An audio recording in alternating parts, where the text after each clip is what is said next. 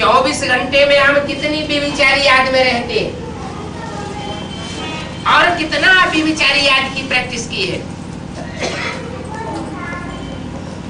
जितना आप बेविचारी याद की प्रैक्टिस में टिकते जाएंगे उतना आत्मा सुख शांति का अनुभव करती जाएगी। जैसे कि मुक्ति और जीवन मुक्ति का भरोसा मिल गया तो कहते हैं रूहों को पढ़ाता हूं। शूद्र देह अभिमानी होते हैं, वो रूह को याद नहीं कर सकते। शूद्र जब ब्रह्मा द्वारा ब्राह्मण बने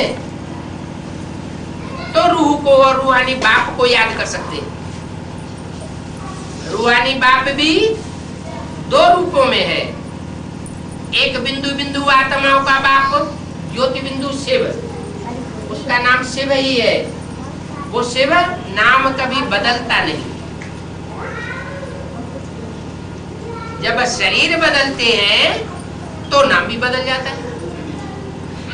दादा लेखराज के तन में प्रवेश करते हैं तो नाम ब्रह्मा हो जाता है। कोई और दूसरे तन में प्रवेश करते हैं तो नाम बदल जाता है। प्रजापिता ब्रह्मा हो सकता है या और कोई ब्रह्मा हो सकता है। जिस तन में भी प्रवेश करेंगे उसका नाम ब्रह्मा रखना पड़ेगा। अब वो कौन सा ब्रह्मा है? ब्रह्मा नाम तो बहुतों के गाए हुए हैं, प्रजापिता ब्रह्मा सिर्फ एक ही गाया हुआ है। तो मुकर्रर अर्थ एक होगा या अनेक होंगे? एक होगा। मुकर्रर अर्थ एक मुकर्रर अर्थ में मुझे याद करेंगे तो एक रूप को याद करने से अव्यभिचारी याद बनेगी। अनेकों ब्रह्मा को याद करेंगे तो व्यभिचारी याद हो जाएगी। इसलिए इनकार कर दिया।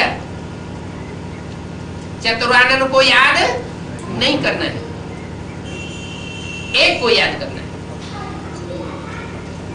रूह जो बने होंगे वो ही याद करेंगे। जिन्होंने आत्म की स्थिति की प्रैक्टिस नहीं की होगी, देहधारी ब्रह्मा को याद किया होगा तो देह के संग से देहभानी बनेंगे। आत्म की स्मृति नहीं टिक सकती। जिनकी आत्म की स्मृति नहीं टिकती है उनको बहुत घाटा हो जाता है। आत्म की स्मृति किसकी नहीं टिकेगी? दूसरे को याद। हम ब्राह्मणों के बीच में कौन से ब्राह्मण हैं जिनकी आत्म की स्मृति नहीं टिक पाती? जिन्होंने श्रीमत की बरखिलाफी की। कौन सी श्रीमत? ब्रह्मा को याद नहीं करना है, ब्रह्मा का चित्र नहीं रखना है। जब ब्रह्मा का ही चित्र नहीं रखना है तो ब्रह्मा के जो ब्रह्मा वत्स हैं, दीदी दादी दादाएं या कोई भी ब्राह्मण, उनका चित्र रखना है? कोई का भी चित्र नहीं रखना।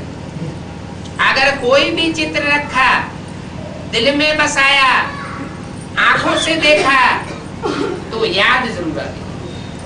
जो भी चीज आंखों से देखी जाती है याद आती है। तो बेविचारी याद बनेगी।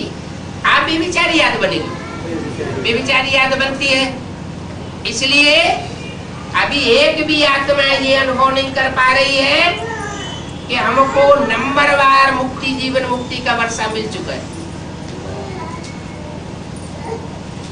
मुक्ति अर्थात दुखों से मुक्ति,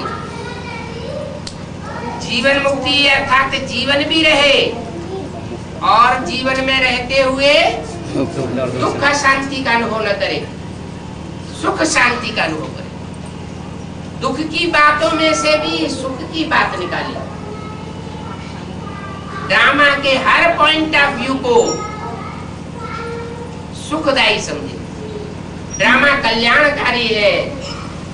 कोई भी हालत में ड्रामा कल्याणकारी नहीं है। जब ऐसी स्टेज बन जाएगी तो आत्मा जीवन मुक्ति का अनुभव करेगी। लेकिन वही जीवन मुक्ति का अनुभव कर सकते हैं जो रूहानी स्टेज में टिके हुए होंगे। इसलिए मुरली में बोला था, आत्मा रूपी सुई की सारी कट उतरने पर तुम बच्चे डायरेक्ट बाप से सीखोगे। माना जिस समय ये वाक्य बोला था उस समय किसके द्वारा सीख रहे थे? माँ के द्वारा सीख रहे थे। बीच में मीडिया माँ थी, बाप डायरेक्ट नहीं था। अब वो प्रैक्टिस जो उस समय सिखाई गई कि आत्मा ज्योति बिंदु है, बेसिक नॉलेज में बताया गया आत्माओं का बाप सुप्रीम सोल ज्योति बिंदु है, उस स्वरूप में जो टिकेंगे तो प्रैक्टिस निराकारी स्टेज की पड़ जाती है। निराकारी स्टेज की प्रैक्टिस जिनकी जिनकी पड़ती गई, वो बीज रूप स्टेज में टिकने के कारण सूक्ष्म स्टेज को धारण करती गई। मन बुद्धि सूक्ष्म हो गई। और जिन्होंने देहधारी ब्रह्मा को याद किया, ब्रह्मा की गोद को याद किया, उनकी स्थिति सूक्ष्म स्टेज नहीं बनी। आत्मा रूपी सुई की सारी कट नहीं उतर पाई, और न उतर पाने के कारण बीच में ही उनको शरीर छोड़ना पड़ रहा है।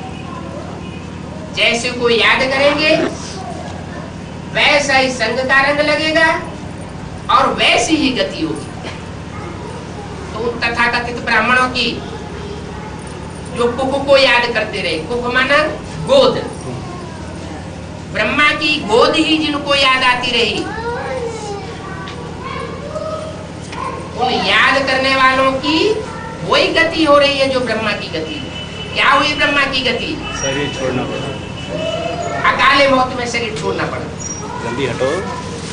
मम्मा को भी कैंसर से शरीर छोड़ना पड़ा। उसको सदगति नहीं कहेंगे, अंतमते सो गति हो गई। तो ऐसे स्वरूप को जिन्होंने भी याद किया, उन तथाकथित दीदी दादी दादाओं का भी वही हश्र हो रहा है। अब हम बच्चों को ज्ञान की गहराई को पकड़ना है, ब्रह्मा को याद नहीं करना है, ना ब्रह्मा के चित्र रखना है। कोई कहे ये हम तो ग्लानि करते हैं ब्रह्मा की, ग्लानि करने की बात नहीं। हम तो त्रिमूर्ति के चित्र में ब्रह्मा का चित्र लगाया हुआ है, तो ग्लानि कैसे हो गई? ब्रह्मा के द्वारा जो कार्य हुआ है वो कार्य श्रेष्ठ हुआ, लेकिन श्रेष्ठ से श्रेष्ठ उसको कहा जाता है जो एक बार कार्य शुरू कर दे तो बीच में रोके देना, बीच में न रोक दे, कार्य पूरा करके हटे।